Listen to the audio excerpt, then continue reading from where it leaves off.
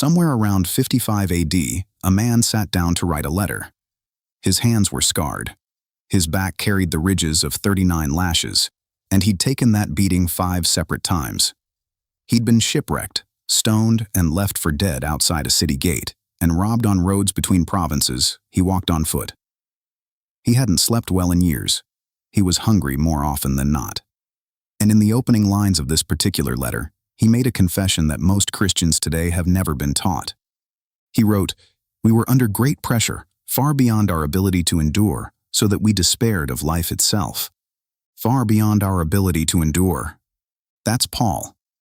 The Apostle Paul, the same man who wrote 13 letters that became the backbone of the New Testament. And in 2 Corinthians 1:8, he said plainly, without hedging, that he'd been given more than he could handle. Not figuratively, not spiritually. He said he wanted to die. Now here's why that matters. There's a phrase that floats through churches, grief cards, hospital waiting rooms, and Instagram captions like it's straight out of Scripture. You've heard it. You may have said it. You may have clung to it during the worst night of your life. God won't give you more than you can handle. It sounds right. It feels biblical. People say it with such confidence that most of us never think to check. But if you open your Bible and search for that sentence, Genesis to Revelation, every translation, every manuscript tradition, you will not find it. It's not there. It has never been there. And the verse people think it comes from? It says something completely different. 3 Greek words prove it. And the man who wrote that verse proved it wrong with his own life, in his own handwriting, in a letter we still have. Here's what we're going to do. We're going to open 1 Corinthians 10:13, the verse this phrase supposedly comes from, and read what it actually says in the original Greek. Then we're going to look at the context nobody reads, the 12 verses before it that change everything about how the passage functions. And then we're going to let Paul himself settle the question. Because the same man who wrote that verse wrote something else in a different letter that makes the myth impossible to defend. What the Bible actually promises is harder than the bumper sticker. And it's better. First, you need to know where this verse landed. Corinth wasn't Jerusalem. It wasn't a quiet village of devout Jewish families keeping the Torah and waiting for Messiah. Corinth was a Roman colony, a trade city built on the narrow strip of land connecting mainland Greece to the Peloponnese. By the mid-1st century, it had a population of roughly 100,000, and it was famous for 2 things: commerce and temples. The Corinthian Christians Paul was writing to didn't grow up memorizing the Psalms. Most of them were Gentile converts, former pagans who had worshipped at the temple of Aphrodite, the temple of Apollo, the temple of Asclepius. These weren't just religious sites, they were social centers. Business deals happened inside those walls. Meals were served there, elaborate feasts where the meat on the table had been sacrificed to pagan gods before anyone touched it. So when Paul sat down to write 1 Corinthians, probably from Ephesus, around 55 AD, he wasn't writing to people struggling with generic life problems. He was writing to people caught between 2 worlds. They'd committed to following Jesus, but their entire social and economic network still ran through the pagan temple system. Their neighbors ate there. Their business partners ate there. And some of the Corinthian believers were still going back, still eating the meals, still sitting in the temple dining rooms, still participating in the rituals they were supposed to have left behind. That context matters more than most people realize, because the verse everyone quotes from this letter, chapter 10, verse 13, isn't a general life promise. Paul wrote it inside a very specific argument about a very specific temptation, and the word temptation is where the whole misunderstanding begins. Let's read it. 1 Corinthians 10:13, in most English translations, says something like, "No temptation has overtaken you except what is common to mankind. And God is faithful. He will not let you be tempted beyond what you can bear. But when you are tempted, He will also provide a way out so that you can endure it." Now, read that again slowly. Notice what the verse actually says. It doesn't say, God won't give you more than you can handle. It says, God won't let you be tempted beyond what you can bear. Those are not the same sentence. They're not even about the same category of human experience. The Greek word here is peirasmos. It appears 21 times in the New Testament, and it means temptation, specifically enticement towards sin. Not suffering, not grief, not cancer, not bankruptcy, not the death of someone you love, not the season where you can't get out of bed and the ceiling is the only thing you see for weeks. Peirasmos is the pull toward doing the wrong thing. That's its range. That's its lane. And this is the detail most people read right past. The verse doesn't promise that suffering will stay within manageable limits. It promises that the pull towards sin will never be so strong that you have no choice. There's always an exit. The Greek word Paul uses for way out is ekbasis, and it's worth sitting with that word for a moment. Ekbasis is a military term.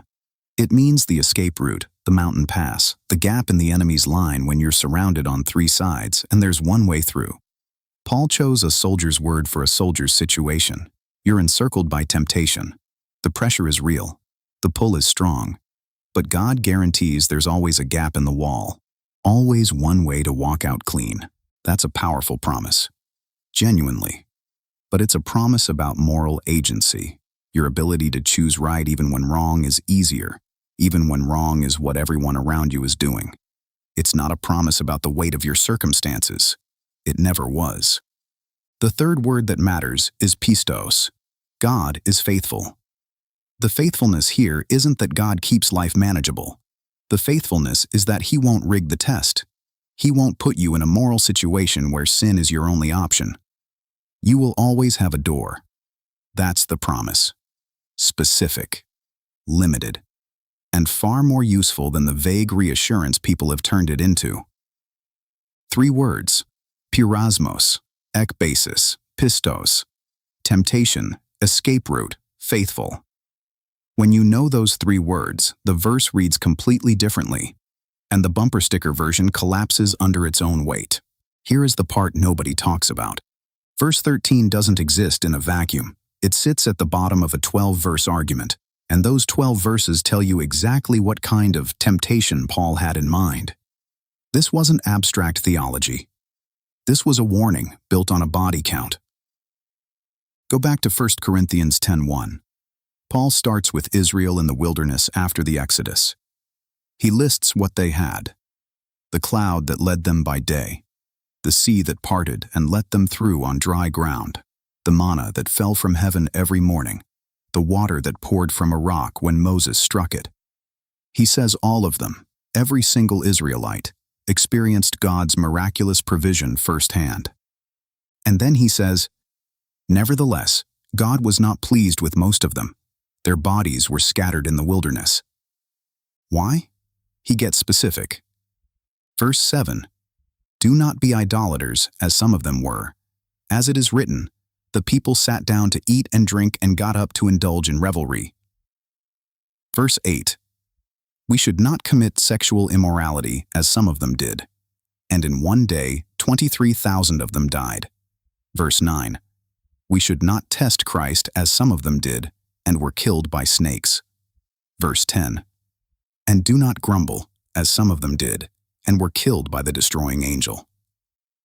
4 specific sins: idolatry, sexual immorality, testing God, grumbling. And every single one mapped directly onto what was happening in the Corinthian church. The temple meals were idolatry dressed in social clothing. The sexual culture of Corinth was pulling believers back into immorality they thought they'd walked away from. Some were testing God's patience by living in both worlds at once: Jesus on Sunday, Apollo's temple on Thursday. And others were complaining about the cost of following Jesus when following Apollo came with better dinner invitations. Verse 11 makes it explicit.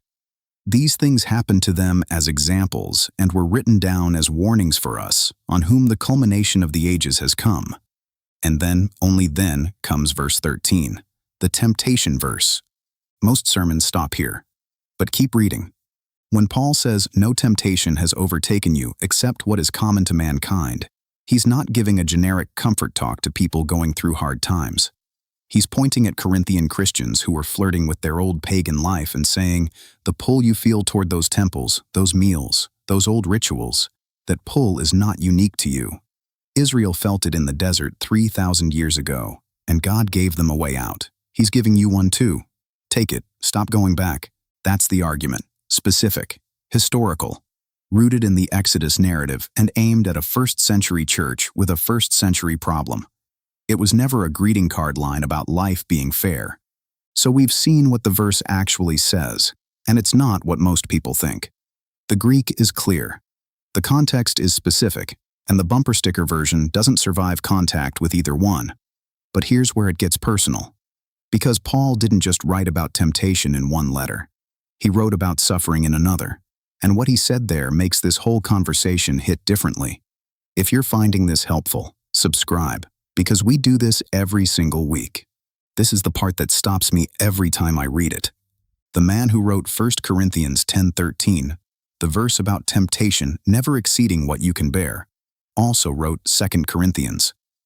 Same author, same church in Corinth receiving the mail, written roughly a year later, maybe less. And in that second letter, Paul describes his own life in terms that demolish the myth entirely. 2 Corinthians 1:8-9. We do not want you to be uninformed, brothers and sisters, about the troubles we experienced in the province of Asia. We were under great pressure, far beyond our ability to endure, so that we despaired of life itself. Indeed, we felt we had received the sentence of death. Far beyond our ability to endure. Paul used the Greek phrase kath hyperbolen, beyond all measure, surpassingly, excessively.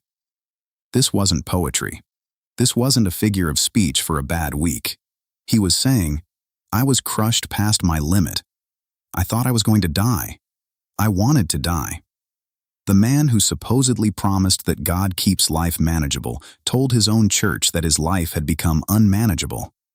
And notice what the text actually says, not what we assume it says.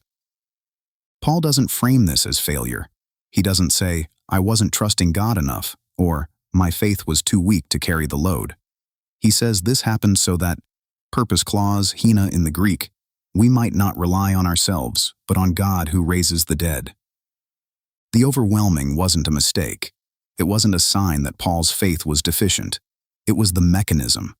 The crushing was how God moved Paul from self-reliance to God-reliance. The weight had to exceed his capacity. That was the point. Then flip to 2 Corinthians 11. Paul lists his resume of suffering, and it reads like a war record. 5 times whipped with 39 lashes, 3 times beaten with rods, once stoned and left for dead, 3 shipwrecks, a night and a day drifting in the open sea, constantly on the move, in danger from rivers, bandits, his own countrymen, Gentile mobs, hostile cities, open wilderness, rough seas, and people pretending to be believers. Sleepless nights, hunger, thirst, cold, nakedness. And on top of all of that, the daily pressure of his concern for every church he'd planted. Does any of that sound like a man who wasn't given more than he could handle? Then 2 Corinthians 12:7-9. Paul reveals his thorn in the flesh, something so painful, so persistent, that he begged God 3 times to remove it. We don't know what it was. Scholars have guessed everything from chronic eye disease to recurring malaria to a speech impediment. What we know is that Paul wanted it gone, desperately. And God's answer wasn't, I would never give you more than you can handle. God's answer was, my grace is sufficient for you, for my power is made perfect in weakness. The Greek word for made perfect there is teleiatai. It means reaches its full expression, comes to completion, arrives at its intended destination. God didn't say the weight would decrease. He said his strength would show up most completely in the exact place where Paul's strength ran out. Not before, not instead. There, in the wreckage of human adequacy. That's where divine power finds its fullest form. That's the real promise. Not that the load stays light, that the presence meets you where the load breaks you. So where does this leave us? If you've been carrying the phrase, God won't give you more than you can handle, and if you've been using it to measure your own faith, I need you to hear something clearly. That phrase puts the weight on you. It says, if life is crushing you, you should be able to bear it. It implies that if you're overwhelmed, something is wrong. Wrong with your faith, wrong with your trust, wrong with your relationship with God. You're failing the test. You should be stronger. The Bible says something different. The Bible says you will be overwhelmed. David was, "Save me, O God, for the waters have come up to my neck. I sink in the miry depths where there is no foothold." Psalm 69, 1-2. Elijah was, after the greatest victory of his life on Mount Carmel, fire from heaven, the prophets of Baal defeated, rain returning to a drought-stricken land, he ran into the wilderness alone and asked God to let him die. 1 Kings 19:4. Jeremiah was, "Cursed be the day I was born." Jeremiah 20:14. He didn't whisper that. He screamed it. Moses was, "I cannot carry all these people by myself. The burden is too heavy for me." Numbers 11:14. The word in the original language is nasa, and when you know that, the verse completely changes. Moses uses nasa, to carry, to lift, to bear a load, and tells God directly, "This weight exceeds my capacity. I am not enough for this." And God doesn't rebuke him for weak faith. God doesn't quote a bumper sticker. God sends 70 elders to stand beside him and share the burden. The answer to, "I can't carry this," was never, "Yes, you can." It was, "You won't carry it alone." Every one of these people was given more than they could handle, and every one of them met God, not in the moment of triumph, but in the moment of collapse. The real promise of Scripture isn't that life stays manageable. It's that God enters the unmanageable places. When you pass through the waters, I will be with you. And when you pass through the rivers, they will not sweep over you. Isaiah 43:2. Notice the language. When you pass through, not if. When. The waters come, the rivers rise, the flood doesn't stop at the threshold of your faith. God doesn't promise dry ground. He promises presence. With you. In it. Through it. It asks more of you. It doesn't let you pretend the storm isn't real or that faith makes you waterproof. But it gives you something the bumper sticker never could, permission to be overwhelmed and still be held. And that's better. If this changed how you read that verse, or if you've been carrying a weight and wondering why your faith wasn't enough, like the video and drop a comment. Tell me which part hit you. I read every single one. Subscribe if you want more like this. Next week, we're opening another verse everyone thinks they know, and the Greek is going to rearrange the furniture. Grace and peace to you. I'll see you in the next one. Thanks for watching.